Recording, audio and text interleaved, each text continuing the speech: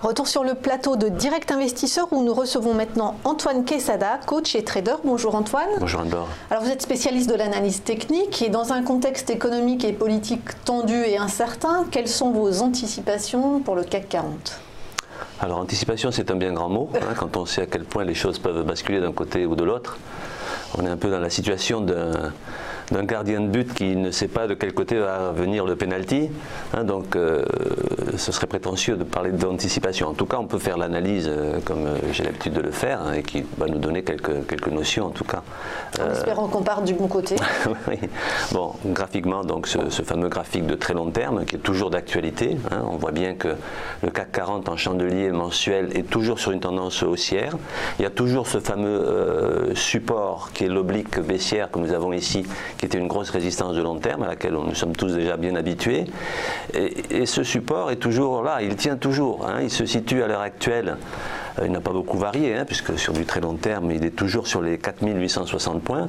On voit qu'on s'en est approché à plusieurs reprises et que le marché a pratiquement reconnu cette zone-là, puisqu'à 2 reprises, le marché est allé en dessous de 4900 points, donc 4895, donc une trentaine de points de distance de ce support de très long terme en mensuel, donc c'est 3 fois rien, mais donc il est toujours d'actualité. Et s'il venait effectivement à être enfoncé, on a le gros support, la grande oblique haussière, elle, de très long terme aussi, toujours en mensuel, qui à l'heure actuelle se situe sur les 4600 points, qui serait, je dirais, le dernier rempart à la baisse, sur laquelle le marché aurait nettement tendance à tenir. Donc voilà la situation actuelle sur du long terme. Mais bien entendu, on voit cette grande bougie du mois dernier, ce grand chandelier japonais rouge là, qui matérialise bien un grand stop, malgré tout, de cette tendance haussière que l'on va voir à plus court terme. Donc si on passe maintenant sur l'hebdomadaire, voilà, toujours donc le fameux canal ascendant, en fait, un biseau d'élargissement dont j'ai parlé à plusieurs reprises. On a vu la cassure qui s'est faite, là on est en hebdomadaire, donc on a essayé de réintégrer cette tendance, mais on a replongé. En fait, le marché est bien plombé, pour être clair. Bon, ça, c'est pas une surprise, on le sait déjà depuis des semaines. Donc on a toujours ce fameux support. Donc moi, pour le moment, graphiquement parlant, je me dis que le support, il est là. Il y a un petit potentiel de baisse à court terme, naturellement. Alors on va passer tout simplement au journalier. Voilà, en journalier, on voit un peu plus de détails.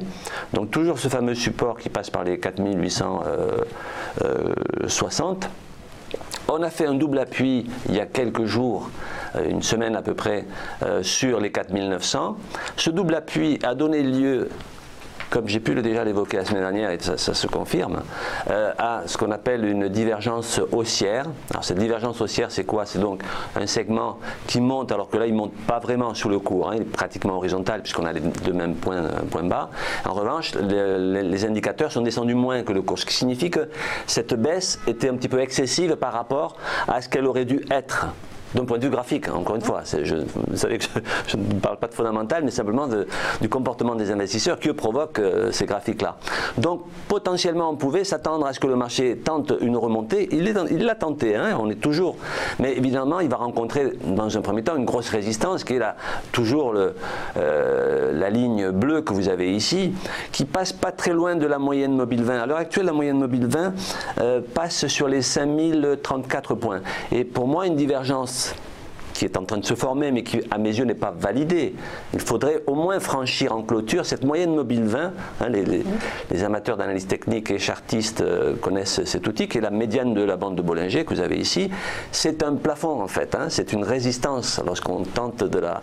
Et pour le moment, cette résistance, elle fait son travail, c'est-à-dire qu'elle empêche le cours de monter. Donc, il faudrait vraiment s'affranchir de cette moyenne mobile 20 pour considérer que la divergence haussière classique ici en construction, mais qui n'est pas validée à mes yeux, libérerait un petit potentiel dans un premier temps qui pourrait nous amener au bord opposé de la bande de Bollinger, c'est-à-dire la partie supérieure de ce boyau que vous avez ici, qui à l'heure actuelle se situe autour des 5141 points, qui lui-même correspond à un ratio de Fibonacci, c'est-à-dire 38,2% de hausse par rapport à toute la baisse qui a commencé depuis les plus hauts récents, enfin les 5540 que nous connaissons de ces dernières semaines. Donc, statu quo, hein, on est vraiment pris entre les 5048 de grosse résistance et le support des 4900, 4860 si on regarde totalement l'oblique.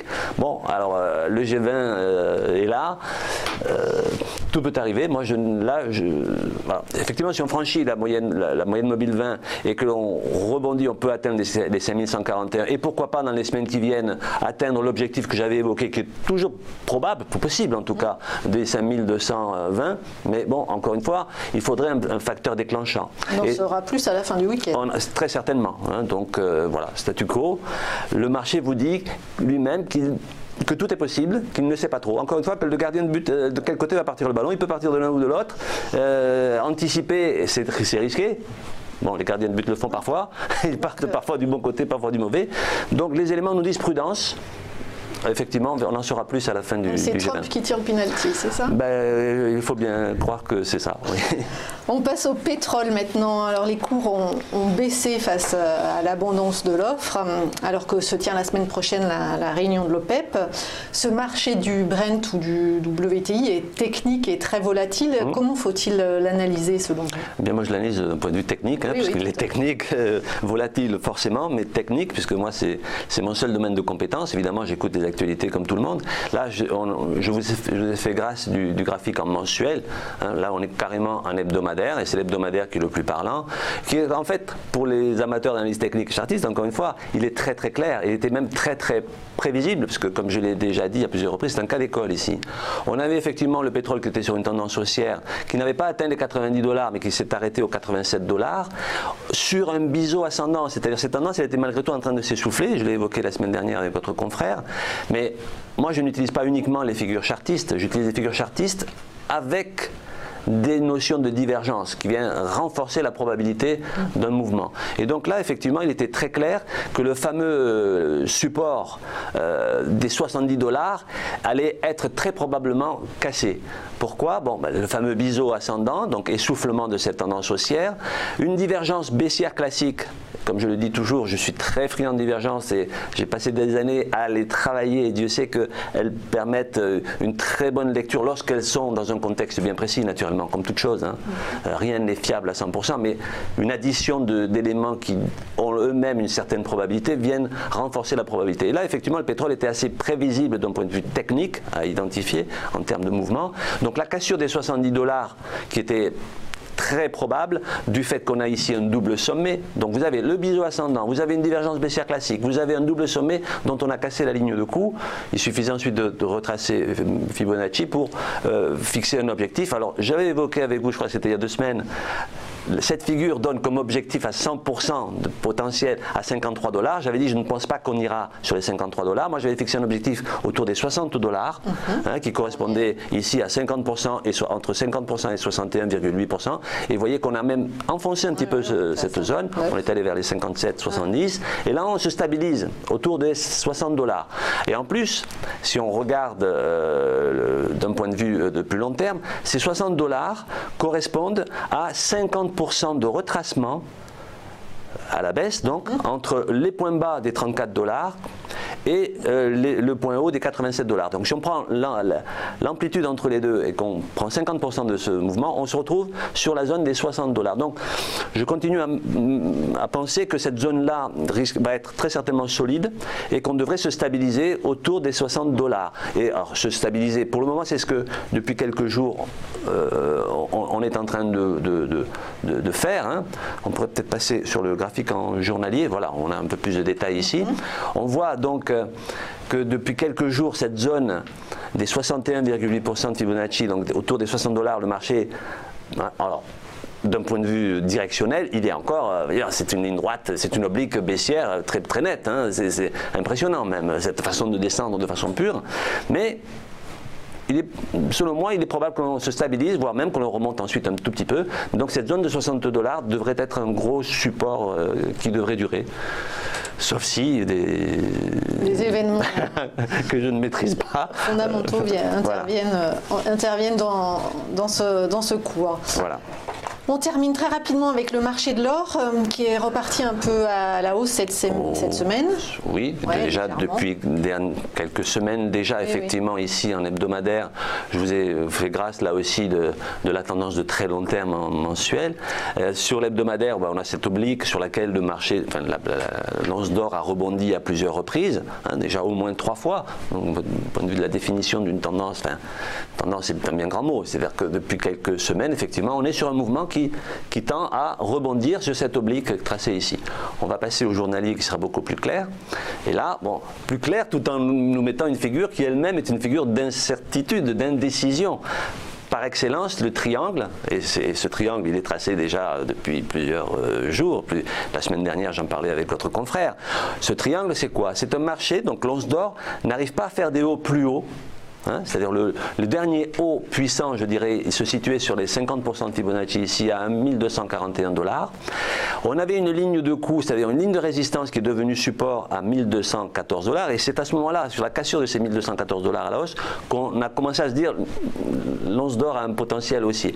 Effectivement, elle a un potentiel haussier, mais elle est toujours bloquée entre cette oblique baissière qui passe par 3 points hauts et l'oblique haussière qui passe par 3 points bas. Et en fait, ça donne quoi? Ça donne un triangle. C'est-à-dire qu'elle ne fait pas des hauts plus hauts, elle ne fait pas des bas plus bas, et d'un point de vue chartiste, c'est de l'indécision. Eh bien, un triangle, comme vous l'avez ici, c'est exactement une figure d'indécision. Donc, à un moment donné, alors normalement c'est aux 2/3 du triangle, on l'a déjà un petit peu dépassé, à un moment donné, l'once d'or va sortir de ce triangle, par le haut ou par le bas. Alors je ne suis pas devin, je n'en sais rien, tout va dépendre effectivement là aussi des prochains événements géopolitiques qui peuvent intervenir, et à ce moment-là chaque marché va prendre sa direction et va impacter l'autre. Donc pour le moment on est embuté sur l'oblique, donc on pourrait penser que l'or aurait plutôt tendance à vouloir sortir par le haut. Hein, ce qui à ce moment-là viendrait conforter l'image qu'il nous donne habituellement d'une valeur refuge, même s'il a beaucoup perdu de ces dernières années de cette notion. Voilà. Mais donc on est bien, vous voyez qu'on est bien canalisé entre l'oblique haussière et l'oblique baissière. Il y a une amplitude entre, ça c'est d'un point de vue purement chartiste, hein, moi je suis là en tant que analyste technique en quelque sorte, il y a 70 points entre les points hauts et les points bas du triangle sur la partie mesurable. Donc si on casse par le haut, on a 70 points, pardon 70 $, on est en dollars ici, 70 $ que l'on pourrait reporter comme objectif de cours, hein, donc ce qui nous amènerait, si on cassait par le haut, ça pourrait nous amener à un objectif de 1300 $ l'once. Si on vient à sortir de cette zone d'indécision par le haut, et si on venait à casser par le bas, c'est-à-dire que si on venait à casser ce support, on pourrait avoir un objectif autour des 1130 $. Donc pour le moment, on est statu quo, même si l'once d'or semble vouloir casser par le haut. Donc là aussi, de quel côté va venir le ballon, on le saura certainement dans quelques jours. On attend donc la fin du week-end et la fin du G20 pour en savoir un peu plus sur l'orientation des marchés la semaine prochaine. Merci beaucoup Antoine Quesada, coach et trader. Merci.